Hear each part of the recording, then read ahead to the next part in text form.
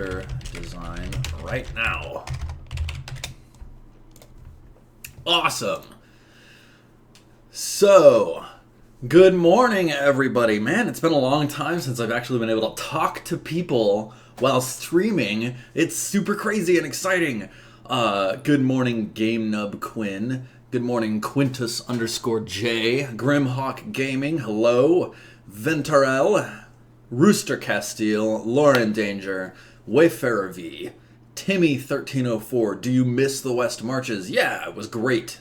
And it still informs a lot of my thinking about adventures and design. Come here. Come on. Oh my gosh, you are Wampus. Romacron, good morning. Hobo the Hero, Squishy Doo, Ignorance 112, Earth X4. My day is going very well. I slept in, woke up to kitties sleeping on me, chatted with a friend. Yeah. Force Paradox. West March is brought up. I'm triggered. Ugh.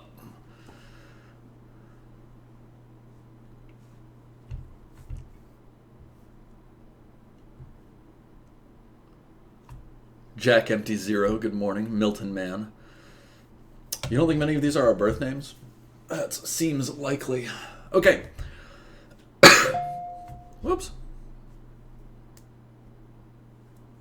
Yeah, cool. Mythalian subscribing for 2 months in a row. Lauren Danger resubscribing for this lucky number 7. Fantastic. Yeah, my hair is a little bit longer now than it used to be, isn't it? Alright, so here's what we're going to do. I'm going to do this. Window screen. Boom! It's time. Time for awesome game development stuff. Okay. So, I've been doing a lot of thinking on adventure design for OSR stuff. So, the place that I tend to come from as a gamer, as a designer, is that when I look at and play OSR games, retro clones, when I play Lamentations of the Flame Princess, when I play basic D&D, the experience that I think you get from an inexperienced group of players playing with the rules of those games is not the experience that OSR gamers talk about on their blogs and forums. When you read actual play reports from OSR, there's all this crazy wild stuff that's going on, and I don't actually think that stuff is inherent to the rule sets of retroclone games. I think that stuff exists within the possibility space of retroclone games, absolutely, because it happens within retroclones. But there's nothing explicit in the rules that causes a completely inexperienced group of players to have that experience. So, my dream is that one day we will have a game where if you take a brand new set of players who have never played a role-playing game before and they sit down and they play that game, in their first session, they're having the actual OSR experience that OSR gamers write about on their blogs. Crazy shit is happening. They are being incredibly clever and coming up with wild solutions to solve things. And generally having a really emergent story. So,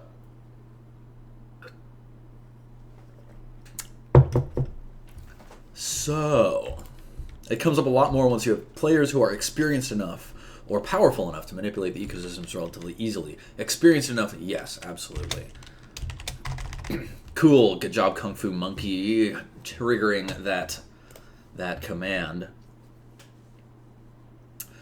Yes, it's less about the rules and more about how it's laid out and run and played. Except that the rules inform the players about how to play the game, and so they do affect the way that the game is played or interacted with by the players.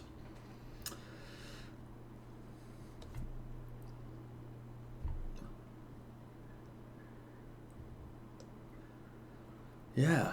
Ignorance 112. Maybe someone in chat can have a couple suggestions for you. What do you guys think? What would a kobold fighter sage living in the forest write on? All right, cool. Cool. So, rules. First of all, for this 5th edition, so this is a 5th, oh god, spelling, edition, OSR style, dungeon ecosystem adventure. Cool. Yes, Quintus J is saying something very good here, that 1st edition Dungeon Masters used ways to challenge player intelligence to challenge players, rather than skill checks and saves, although those still existed in a certain sense. But the important thing about OSR is player creativity, and open-ended problem solving. If any of you have been playing Zelda, you will notice in that game that there are a broad variety of ways to approach any situation based on your desires to use the tools that you have available to you. You know, you could use regular arrows, you could use special type arrows. You know, fire arrows, fly yourself up and then dive bomb down onto an enemy. You could use magnesis to grab a metal crate and smack some people around. You could knock enemies down and then use magnesis to grab their weapons and throw them away from them. Like all sorts of open-ended ways to solve the problem space. So what we're aiming for is a dungeon ecosystem where the problem space is open-ended and players can solve it in many different ways. So first things first, rules, XP for gold. Because if the characters are rewarded for earning XP for killing monsters, then all they're going to want to do, and will be rewarded to do mechanically, which is motivating, is kill monsters. But if we have an OSR dungeon where there are certain creatures that are just a terrible threat you're always supposed to avoid, then this rule needs to be in place, because you should never encourage players to tackle killing that terrible creature. So, yes. And then there was another rule I was thinking about adding.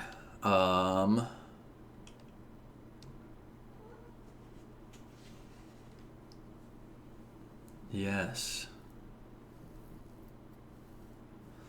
I'm not sure. Okay. Maybe I'll think of it later. So I've always had this idea in my mind as a test case. A test case for this concept of ecosystem dungeons, which was something like, here, let's, I'll just do this. Brainstorms. Okay.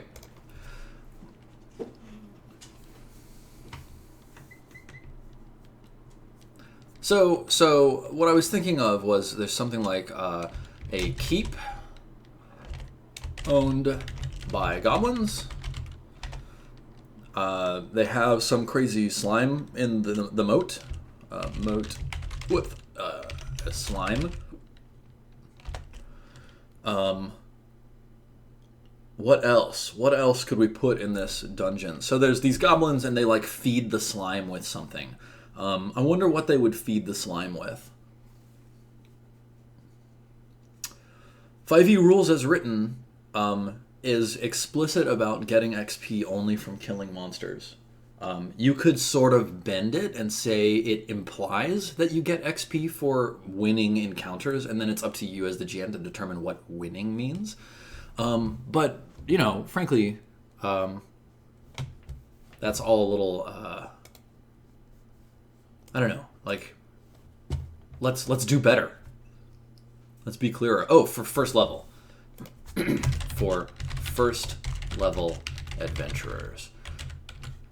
I was thinking maybe one of the rules would be everyone makes 3 level 1 characters.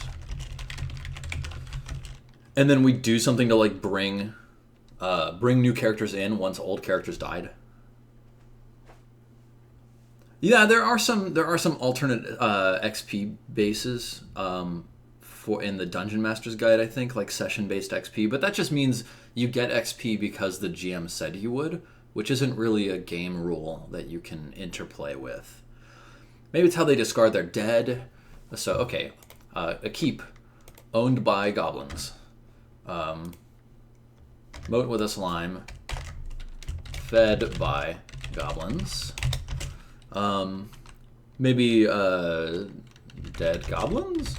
I mean, that requires goblins to be dying an awful lot. This seems familiar. Haven't we already made a relationship point for this dungeon? I think we did. You could do the 3 souls trick you did with Nerd Fusion. Yeah, I think that for a grittier OSR style game, I would rather have the players swapping characters. Right, I don't feel like goblins will die enough. So like kitchen scraps. They're stillborn young. Yeah, I like that. Wow, that's incredibly dark. The slime is their god, and they capture foolish humans to feed it. Does the slime need meat or vegetables, or would iron from armor and weapons be fed to it as well? I think it's probably just organic matter. A sacrificial capacity. Bodily waste. Blah.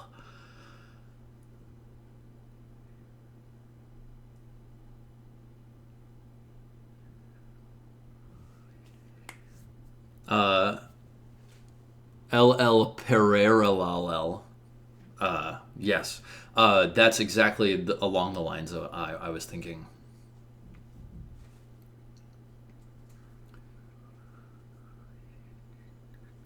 Are goblins born or made? They breed rats for feeding the slime. Oh, maybe so.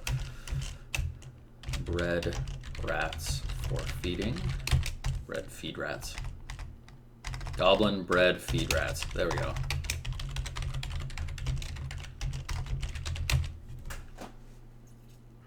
Maybe they grow something for it. Yeah. The slime just needs adventurers. Just Pereira is fine. Thanks. Bread rats or bread rats? Good question, Dealer Umbra. Okay, so yes, I think we did do a relationship ecosystem for this kind of space. So what other things could we put in here? What else? What else could be in this dungeon? So what's something big that's like in the keep that the goblins are just avoiding all the time because it's a terrifying sort of presence that they can't deal with?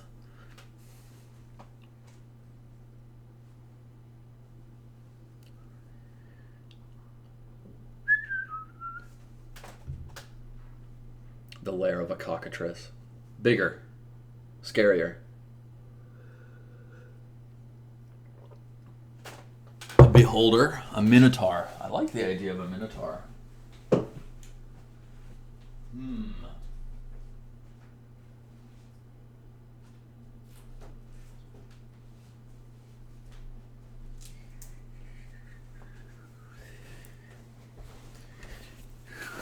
A basilisk. Ooh. A basilisk?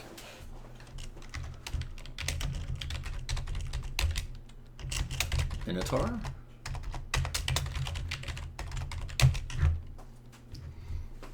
Spirits that live in paintings in a forgotten wing of the keep. That's pretty cool.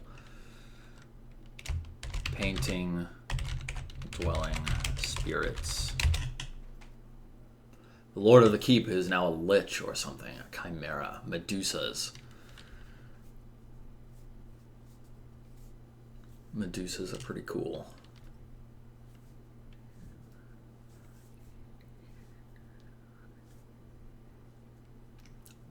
A specter, spectator.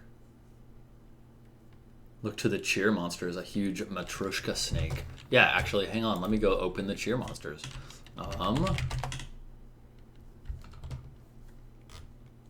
Let's pull those out. Where are they?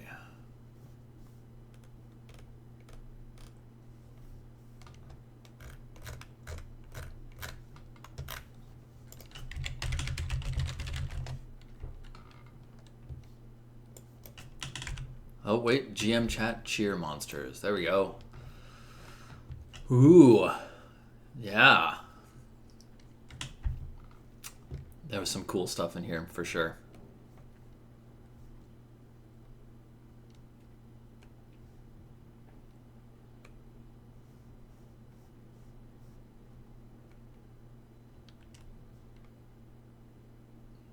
So good. A demon from the Shadow Realm that seeks out unique ganglial structures to bring back to its realm. It attacks babies, removing neurons from their heads and leaving them with seizures. Wow. Good stuff.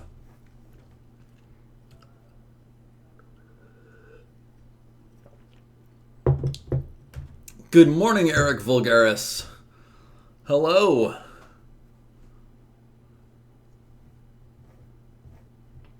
Thanks for stopping by, Eric.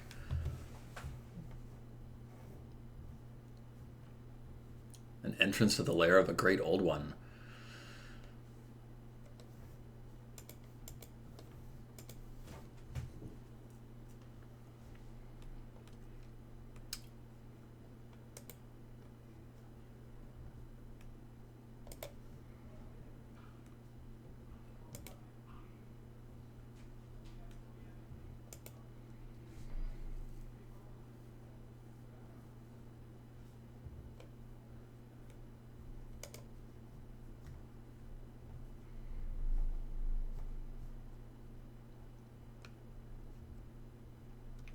A huge golem that pulverizes everything it comes across. Maybe it eats rock, which is why it pulverizes things. So, like, maybe, like, the goblins are ferociously and rapidly rebuilding this dungeon behind this golem that's going around destroying it all the time. That could be fun.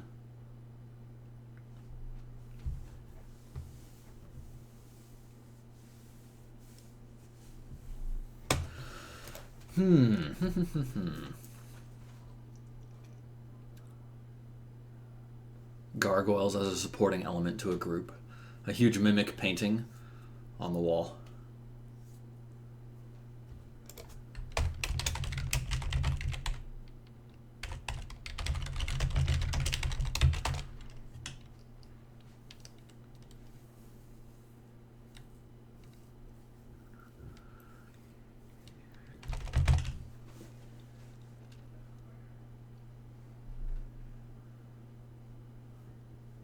My chat is good. They have good ideas, Rooster Castile, for sure. A terrible machine of brass and crystal bent on converting the faithful into servitors for an unknowable purpose. I really like that idea, Jabba the Space Gangster. I really like it. So, machine of brass and crystal bent on converting the faithful into servitors. Very cool, very cool. Hey, Maniac.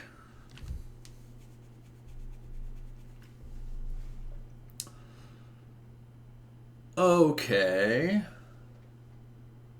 Let's see. All right, I feel like we've gotten enough to begin thinking about things. So let's steer away from goblins, and let's do humans. It's just a group of people.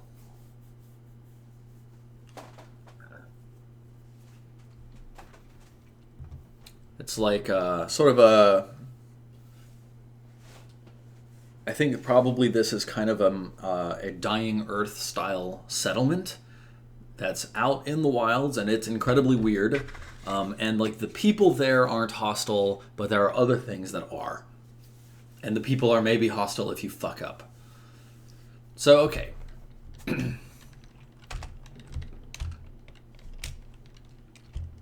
A Warren-like keep out in the wilderness. Claimed by a group of settlers who have gone fanatic in worship to a half-forgotten god.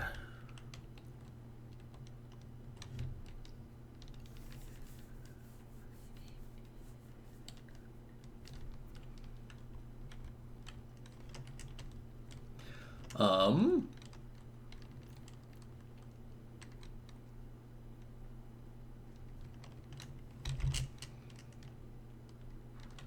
so deep inside this keep, there's this machine of brass and crystal that's bent on converting the faithful into servitors.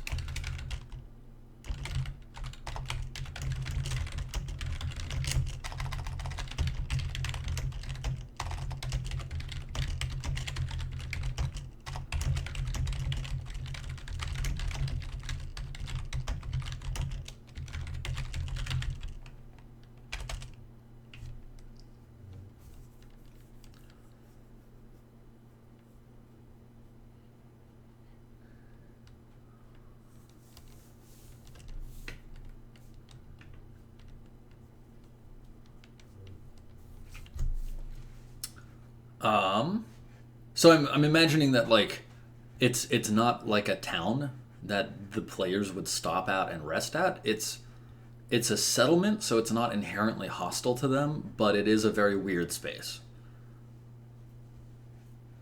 Creepy agriculture deities, gods of mutation masquerading as fertility or harvest goddesses. Yeah. Kahuna Kona, thank you for the sub. High fives, welcome to GM Chat. Yeah. So let's start with those over here in YED. Not people, but flowchart. Cool. So we're just gonna have some flowchart blocks. So the keep dwellers.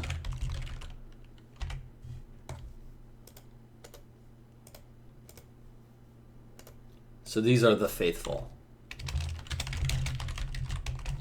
Yeah. And then we've also got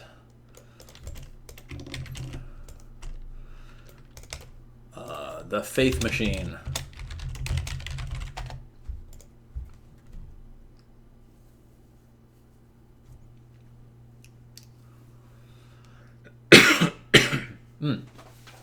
Pardon me. Okay, so just talking about needs.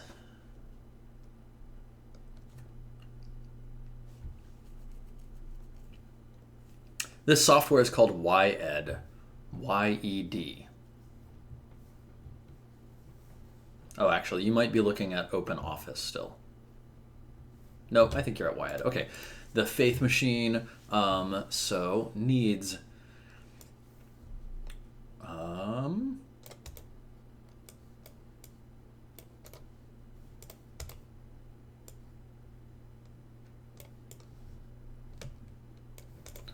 Let's do this. Here's what we're gonna need. Here's what we're going to do. I'll put this here. This will be needs, and that will be provides. So, yeah. Provides, needs. And this is like,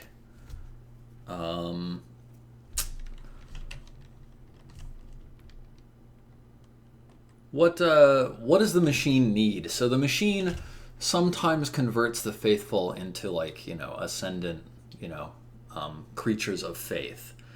But it needs something, and that's why it's drawing people to it, and it's drawing them to it with the promise of converting them into this higher plane entity. But what it actually needs is, I don't know, is it blood, bone, iron? Maybe it's some sort of spiritual distilled essence or whatever. The machine needs slimes.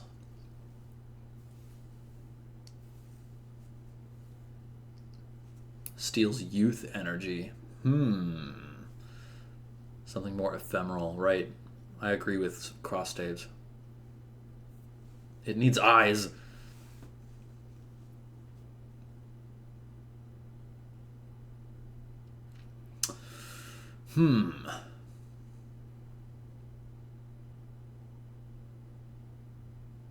Can cannibalize itself to make it better. Requires things to convert. Consumes their hopes, leaving the unfavored as husks.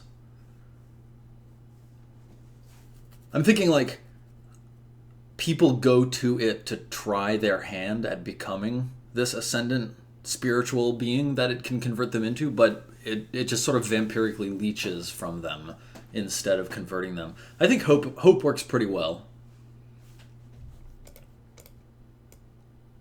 It sucks the morality out of convert. Hope.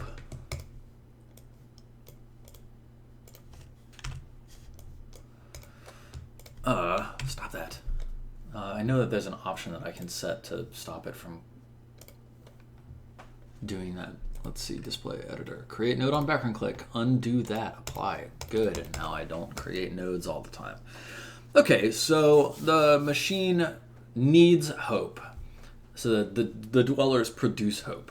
What does the machine produce?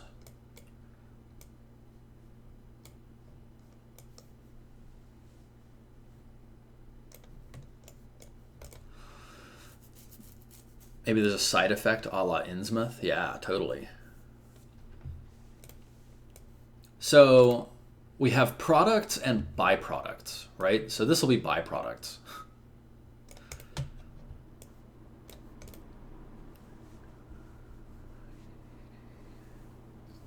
Does it produce slime?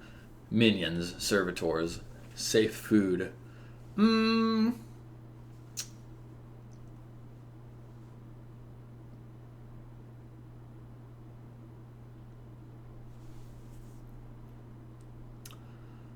Euphoric feelings, addictive crystal dust. I like the idea that there's a byproduct. Maybe this addictive crystal dust is part of it, right?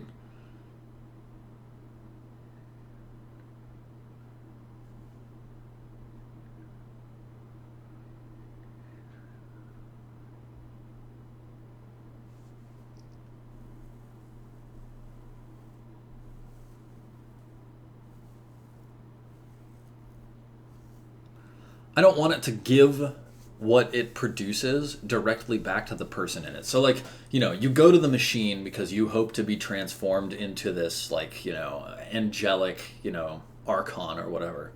And then it drains hope from you, and then as a byproduct of its working processes, draining the hope from you and distilling the ability to create another archon, this substance sort of drips or leaks out of it, right? Like maybe it is some sort of a dust.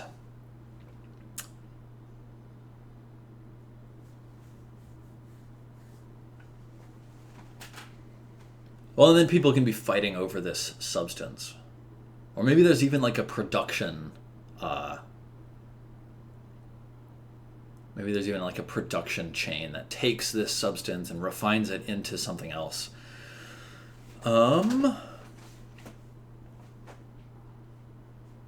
So, hang on. We know that it produces an archon.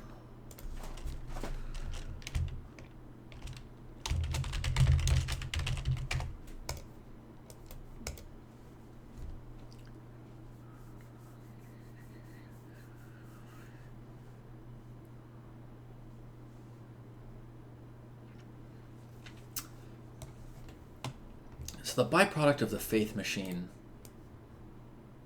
taking hope is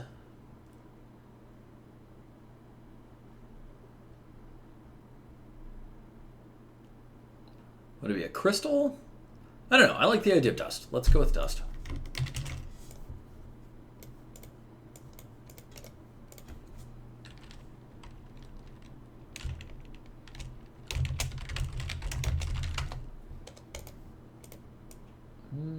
Yep. Okay. Cool.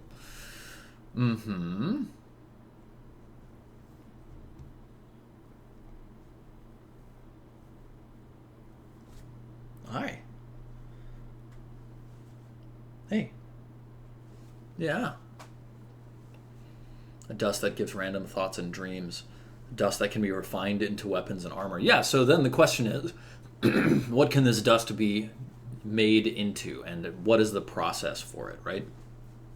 Ooh, ah, hey. Oh my god. Cat, you are a handful. Look at her. She is ridiculous. Reminds me of the worms from Dune that make spice. Wait, that's what we want. Hi, Fuzz. Hello.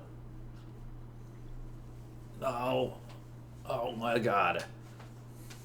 Yeah, actually, Dune is a really great example of this. There's sandworms that need water. There's the Fremen that need water. There's the inhabitants of the empire who also need water. So water is tied to all of those things. The Fremen need freedom. The guild navigators need spice. Anybody who has tried spice needs spice. Hey, Fuzzy.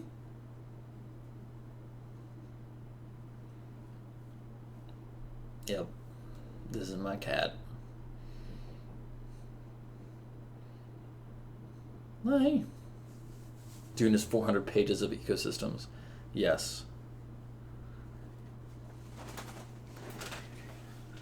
Hey, you. I'm going to put you over here.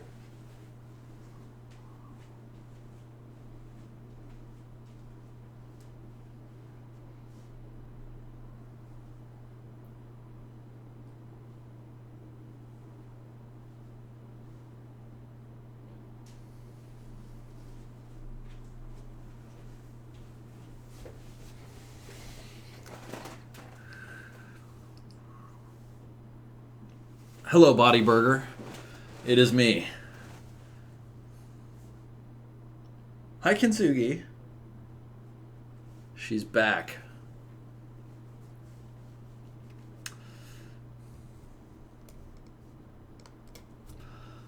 Okay.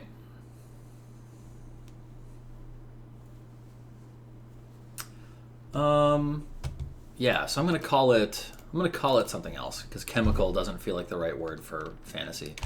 We'll call it ash dust because someone in chat said that and I thought it was a really good name. Good, ash dust.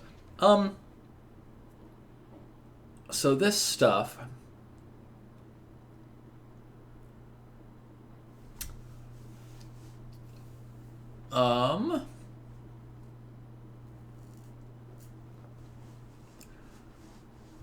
so people can make it so that the faithful can make ash dust into something else. Let's do this.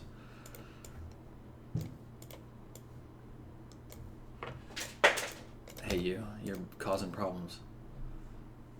Yep. Yep. Okay, cool.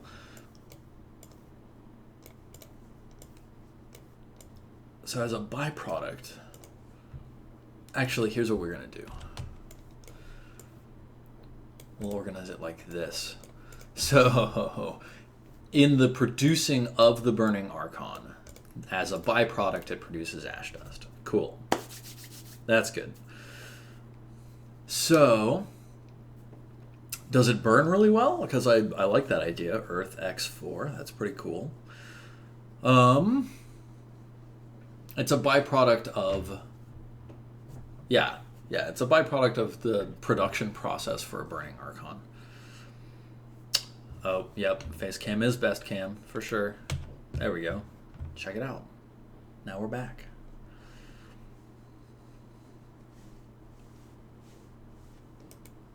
A substitute for cleric spell components, because it's a byproduct of hope and faith. Yeah, that's a fun one.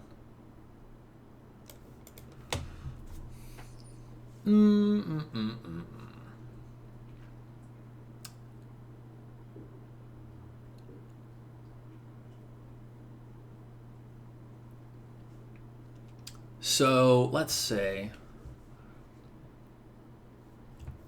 that the village, the faithful, also produce something out of this ash dust stuff. So they're producing some sort of substance. Maybe it's a light source.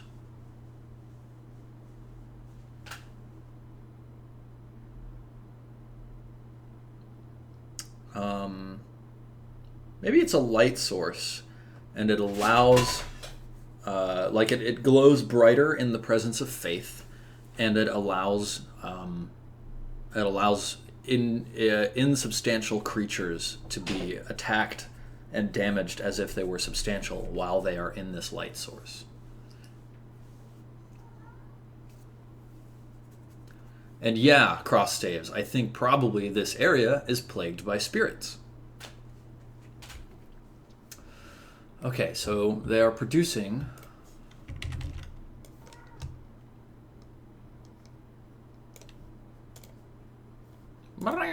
she says.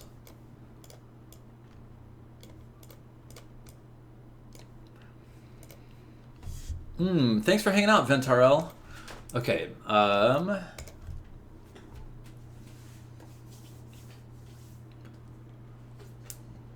thinking it's refined into like small crushed crystals.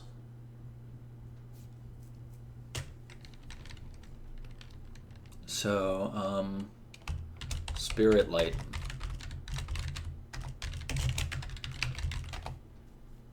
Crystals, edit. But the production process needs ash dust. So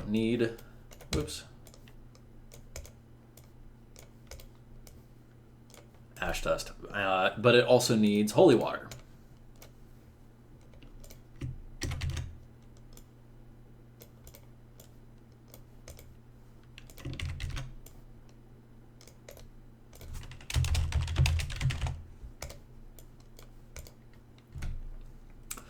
So, okay.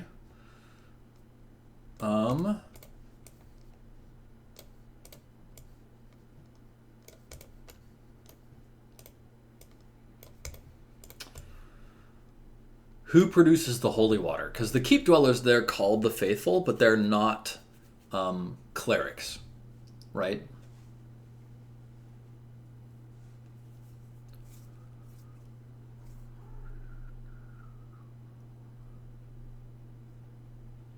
Oh, you know what? The faith machine probably also, like, if someone hopeless enters the faith machine, they probably get ejected as a byproduct as well. And that's where, like, these specters are coming from.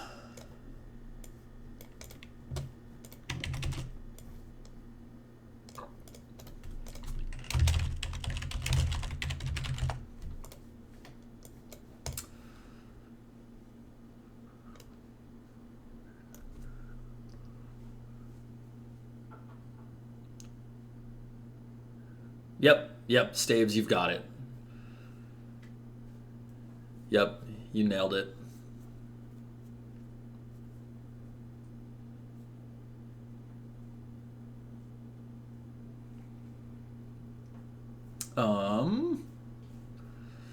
So I don't want them to just get holy water from like near themselves, right? I want them to get I want them to have to rely on something else to get holy water.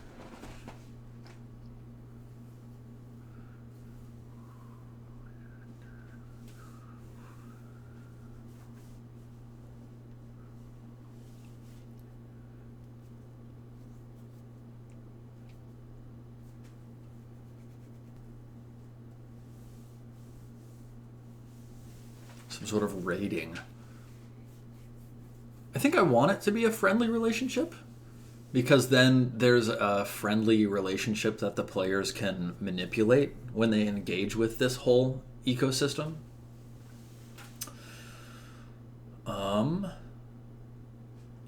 Maybe there's like a local priest sect out here as well.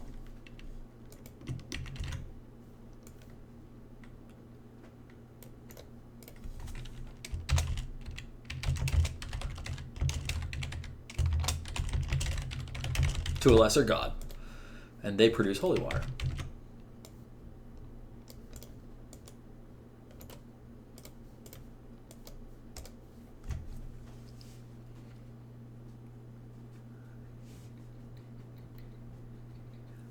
A great beast bound in the wild, found in the wild, that they see as a patron animal. Make it dragon tears.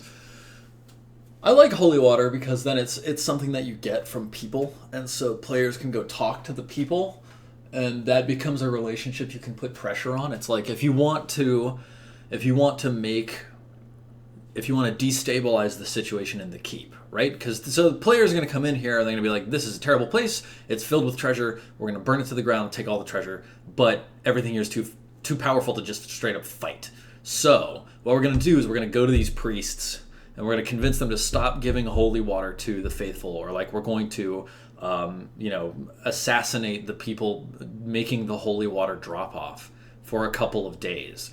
And then the faithful won't have any more spirit light crystals left. These forlorn specters are going to be ravaging the outsides of this keep. Like, people will be like withdrawing inside and start like infighting and stuff like that. What do these priests get out of the partnership? That is an excellent question, Masha Man.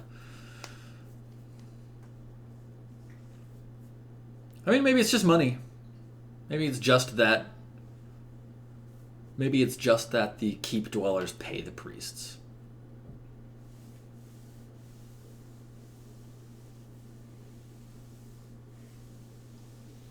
Is the machine itself a god, or part of a worship to a great mechanic god? I think the machine itself is I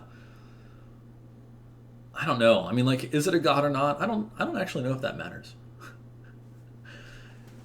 Yeah, I think they just want money.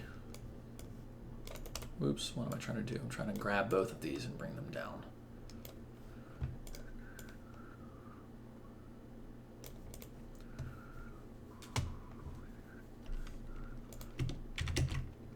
So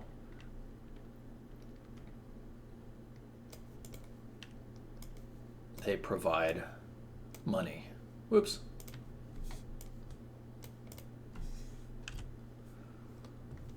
Money.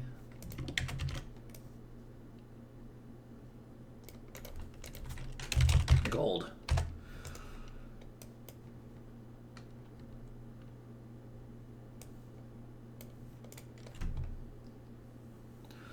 Wait, you know what?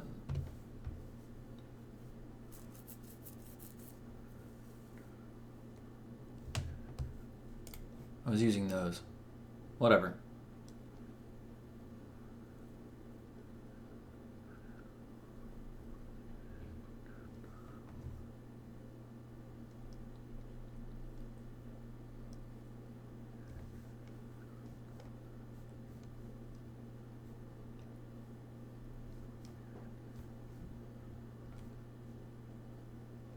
Wait, that needs to be the other way.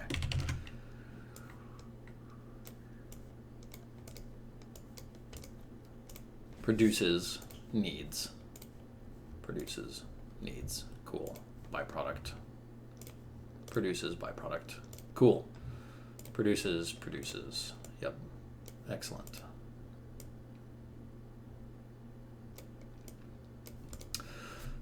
So that's good. What if the faith machine bleeds silver? So they just ritualistically wound it. I don't know. They probably get gold by selling spirit light crystals.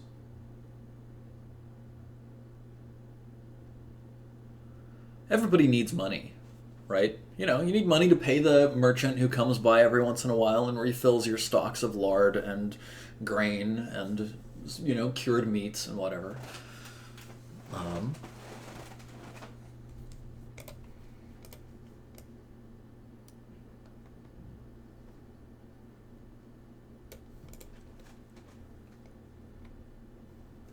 Okay, so this is all one part of what's going on in this place, and I like it. So hang on, I'm gonna restructure some of this stuff. Hope.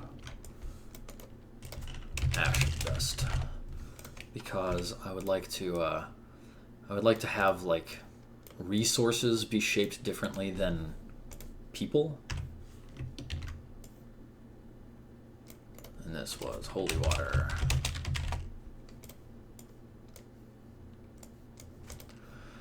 And this is gold.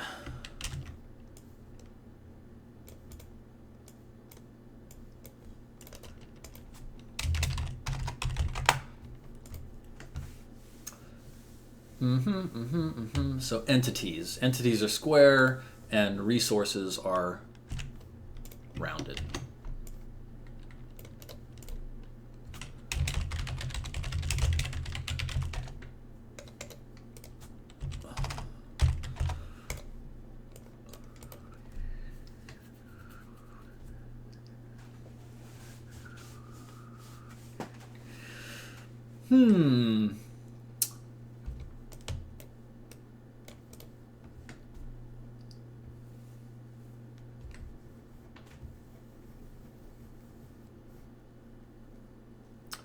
So we've got this big keep,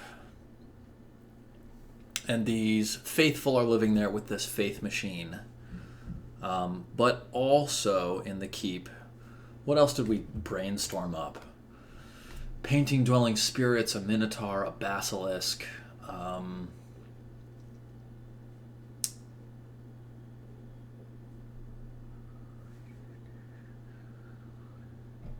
I like the idea that there's something else there that would be hostile to players but neutral to these whatever.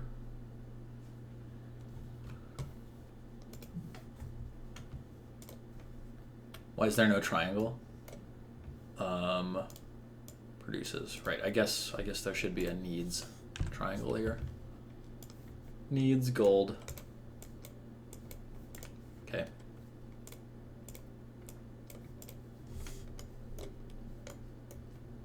Yeah, there we go. No, Game Nub Quinn, we've moved away from goblins owning the keep. Angels, I feel like angels are a bit high. I think there's one burning archon who's stalking around the keep, and everybody sort of avoids it because it's terrifying and terrible. A beholder. I like that idea, Zonalar, except that I don't want it to be a beholder.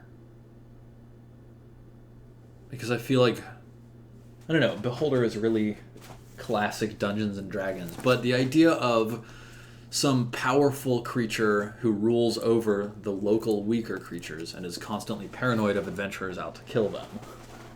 That's an interesting idea. It's a good ecosystem slot to put in. In bed with the goblins.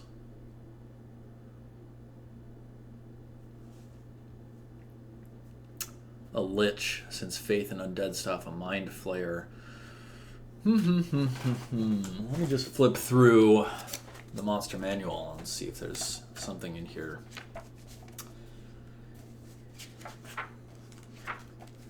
That sparks my fancy.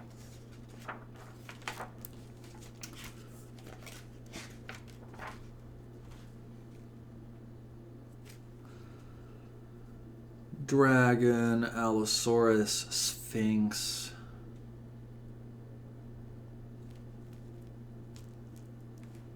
Basilisk.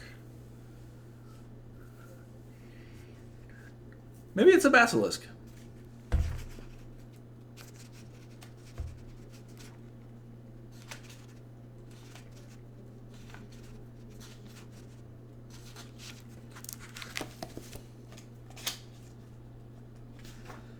Maybe it's a basilisk.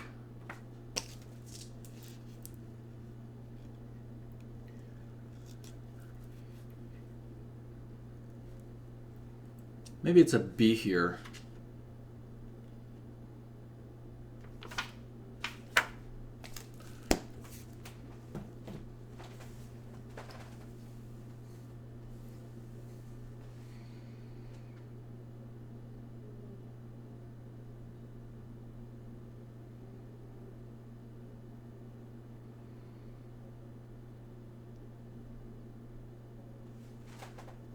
Why would a basilisk not attack the settlers? That's the question, isn't it?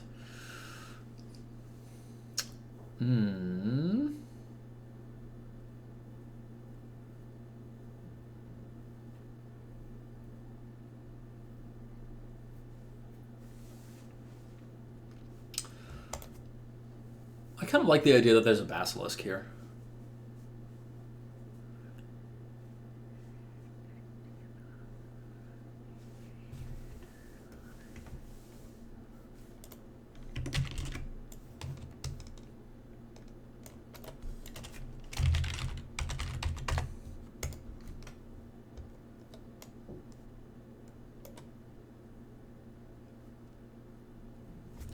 Basilisk is holy or something and defends something in the area. Something along those lines for sure. Yup.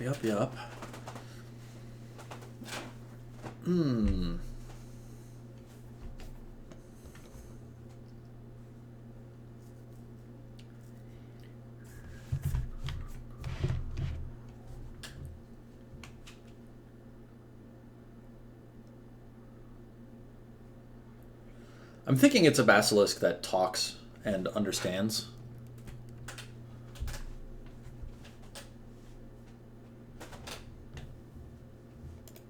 And so it just has an agreement with the keep dwellers because they do something for it. So it's not so much domesticated. It's an intelligent and lizard tongue speaking creature.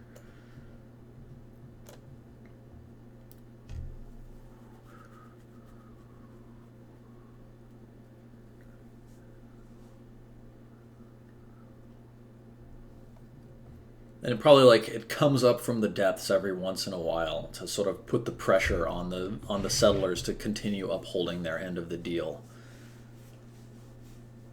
Maybe its hope is totally drained. I like that idea. Basilisk. Hopeless.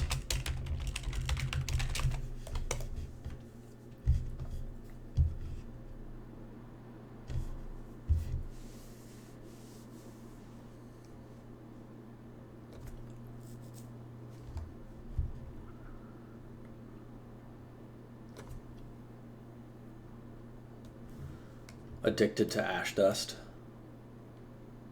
Could be.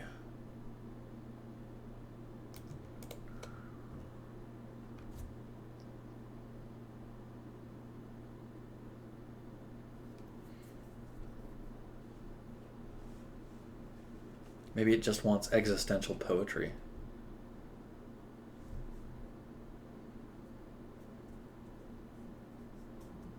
I can relate to this basilisk as I am also hopeless. I'm glad we're creating relatable characters for you. Incoming drawing.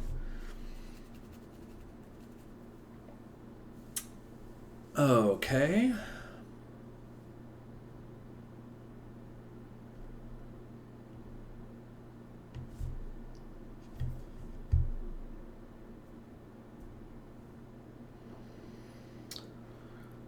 All right, so let me think about this. So players come on this situation, and these keep dwellers are friendly and generally sort of welcoming, except that they all seem very morose.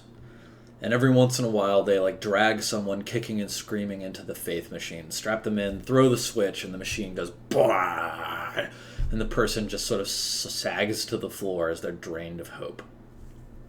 Then the machine is just working silently for a few hours, and this dust starts sifting out of the joints of it, right? And it collects on the floor in a fine coating.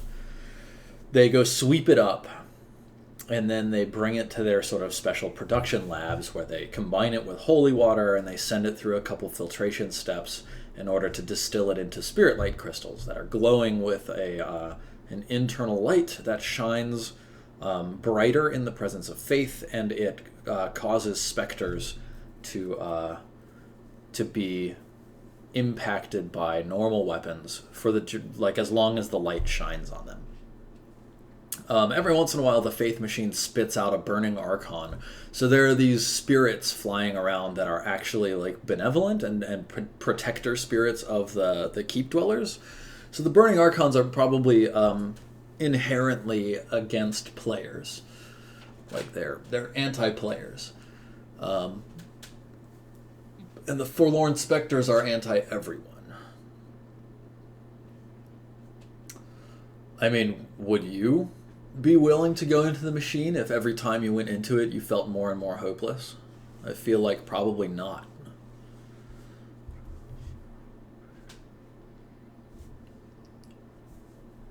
They are player haters, so to speak. Yes, Staves, they are. So, meanwhile, this keep used to be owned by a basilisk.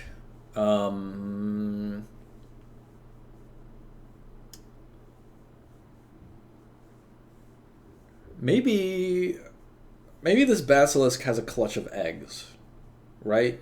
And it wants to hatch the eggs. However, something about this ash dust or this production process has kept the eggs in a dormant state forever. So this basilisk is protecting its clutch by defending it against these invaders.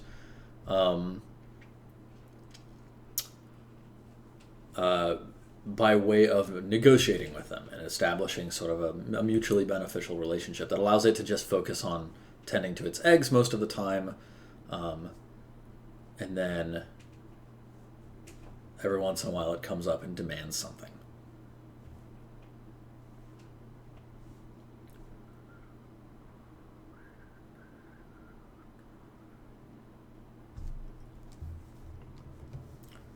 So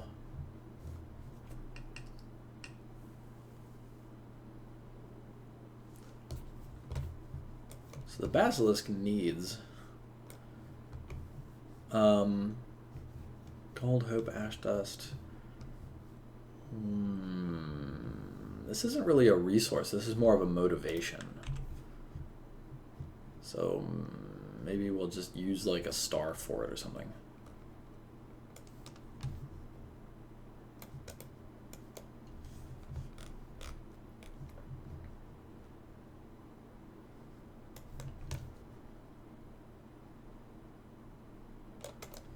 Wants to hatch eggs.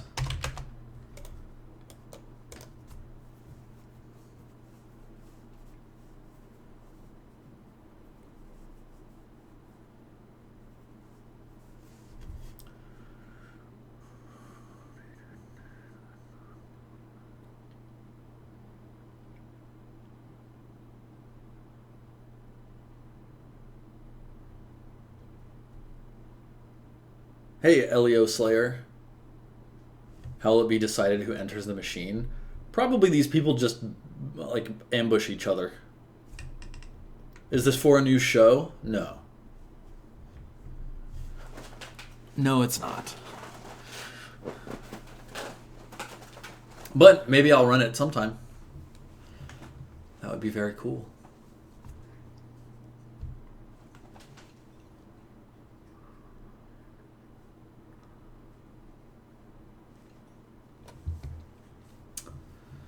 So basilisk wants to hatch its eggs. What does hatching its eggs need?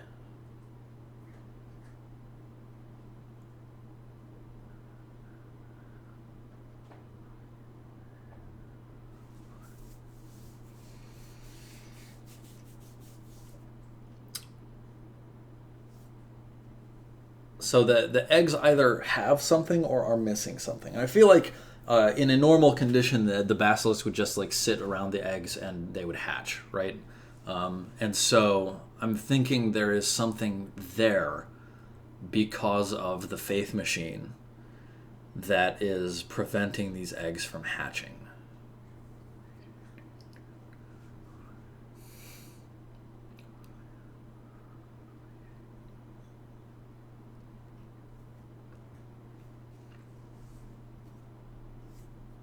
Yeah, I think the basilisk doesn't know, but the machine is screwing with it.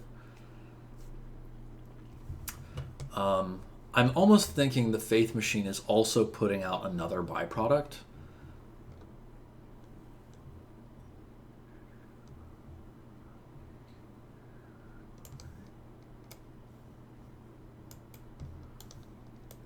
Which is some sort of gas or something like that.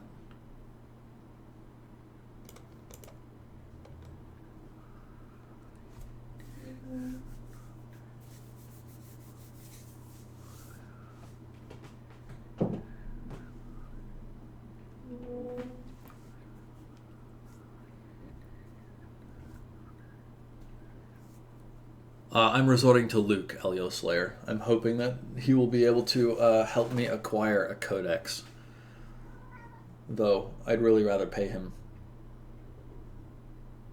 It's just that it basically costs as much to ship up here as it does to buy the book.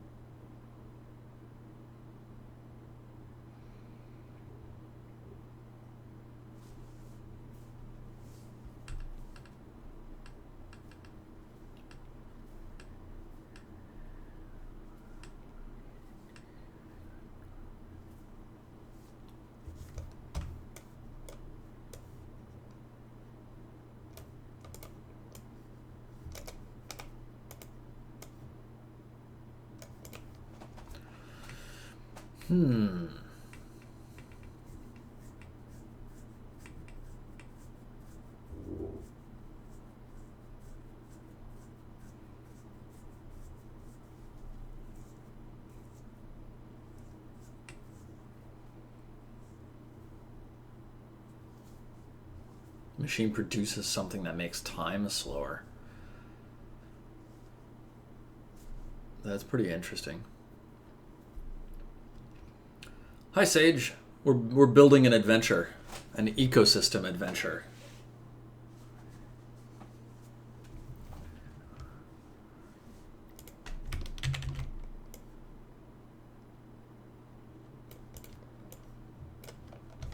So it produces...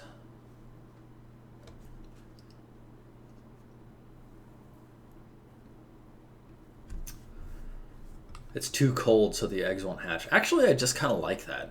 It produces a gas that's cold, so the gas drips down through vents in the floor down into the catacombs where the basilisk rests.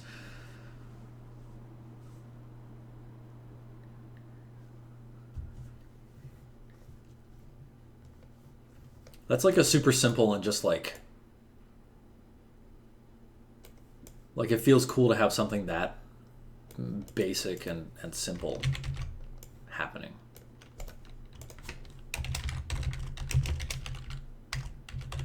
Chilled gases. And then the chilled gases prevent the hatching of the eggs. I wonder what I can use to represent prevents. I'm going to use this.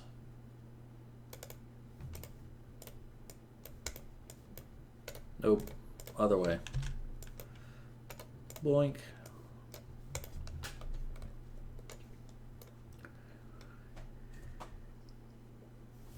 I think the basilisk is intelligent in that it has an intellect and it can speak, but it's also quite dumb.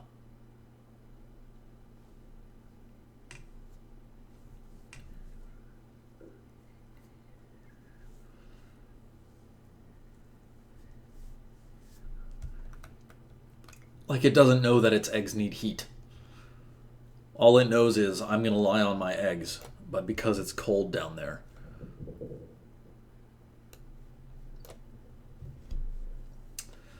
So the basilisk gets something from the keep dwellers. It gets food, I guess. Yeah, it's sentient but not smart. Mortem venet 1, absolutely. So needs food, which would be flesh, basically. Oh, wait. So hang on. Chilled gases should be a circle.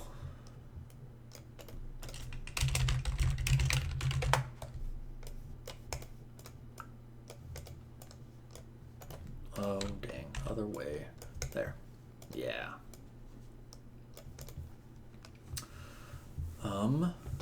Meat.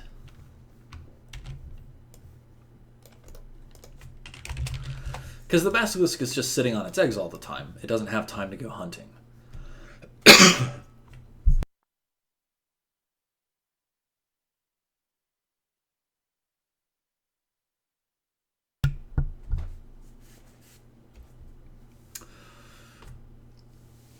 Well, I mean, I'm fairly certain that lizards do sit near their eggs or on them.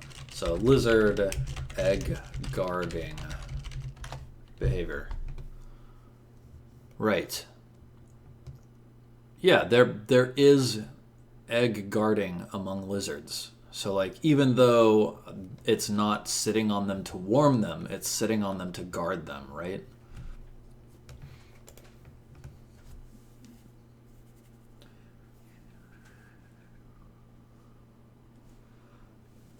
In Midgensas, I don't think that West Marches is ever going to continue in the format and place it was previously. I don't know. I mean, it's been like 10 months.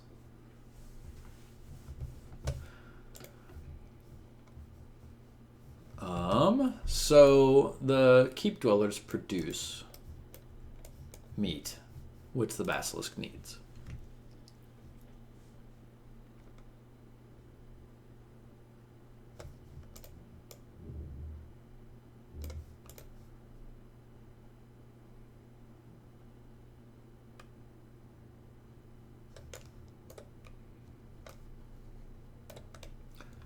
And of course, we don't say what kind of meat that it is.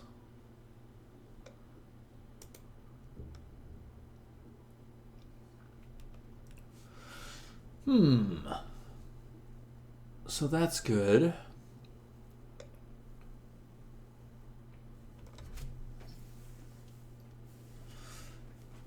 So yeah, there's this keep with all these people running around in it, and they're doing some crazy weird stuff.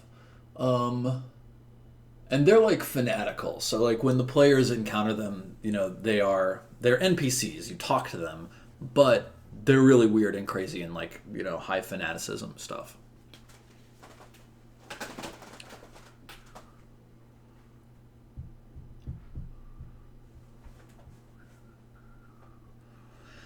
So you're also fighting forlorn specters every once in a while.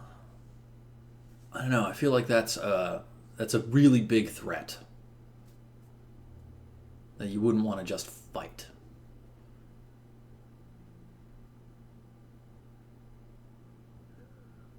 Do they try to convert the PCs? Yeah, of course, absolutely.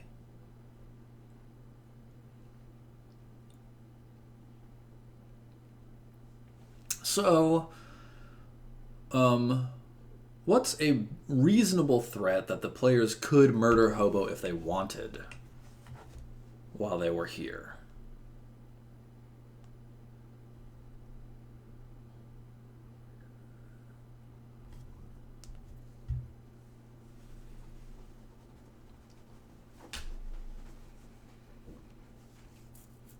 Because level one players, these specters are probably a pretty threatening threat.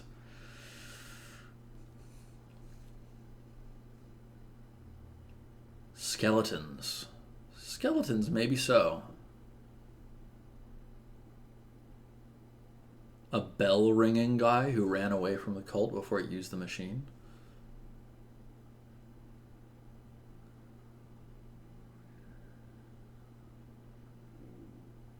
Maybe they need the basilisk because his nest is between the surface and the underground, from where things would come up to mess with the settlement if it was not for the basilisk. I really like that idea. Um, okay. Anybody who dies from loss of hope um, is turned into like a revenant, like a zombie, basically. And they just like take those people and they chuck them down behind the basilisk. Yes, yes. And then in the underground of the keep, there's like all of the zombies that this group of faithful have made over the past 20 years or whatever. Yeah, they're hollows.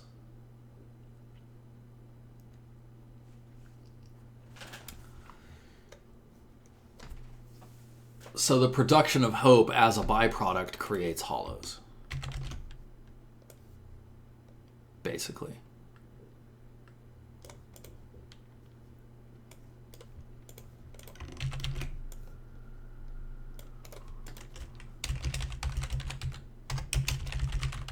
Hollow zombies.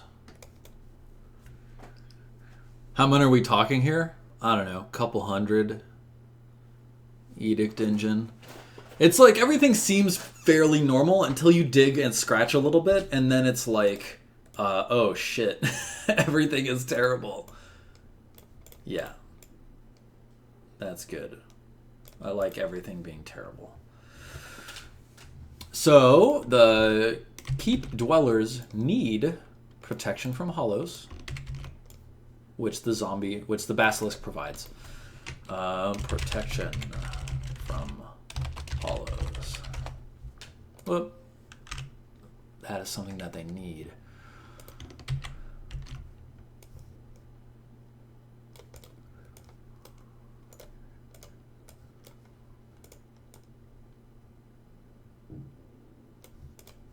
And then the zombie, or the basilisk, provides protection from hollows.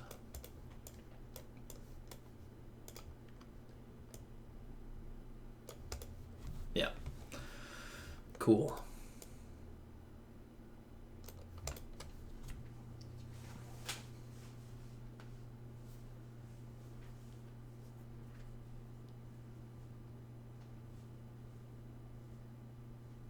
Maybe they're breaking out of the ground or cave entrance near the nearby town. Yeah, something like that. Would the eggs be affected by the machine being relatively close to it? Yeah, that's why they are not hatching. The chilled gases from the machine are preventing the hatching of the eggs, which is what the basilisk wants. This is a software called YED. I really like this. This whole ecosystem is great. So we've got hollows that the players can fight, and they're fairly weak. If you run into 2 to 4 of them, you can fight them. You might be in danger, but really you're going to be pretty okay. One half ascended, half descended being.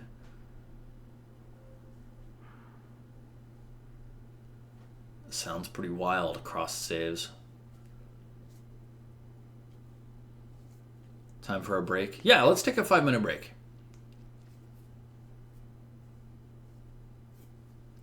But this is really cool. I really like the way that this adventure is shaping up. So my objective with this is that I want to create this adventure and then sort of define everything that players can do, or everything, all of the clocks that the GM can activate once the players begin messing with parts of it. So it's like if the players kill the local priest sect, they just go in and they just murder a bunch of priests, or disrupt the flow of holy water, then what happens is that the forlorn specters get a front where they're growing more powerful and eventually will just overwhelm the area, right? And if the players interfere with the production of the faith machine, then the basilisk's eggs hatch, and it leaves, and they move out, and then all of the hollow zombies come rising up from under the ground, right? So it's you can begin messing with this situation in a number of ways. All right, cool. So we'll take a 5-minute break, and I'll see you in 5 minutes. So don't go anywhere. Come on back and we'll keep defining more about what this adventure space looks and feels and works like. So, see you soon.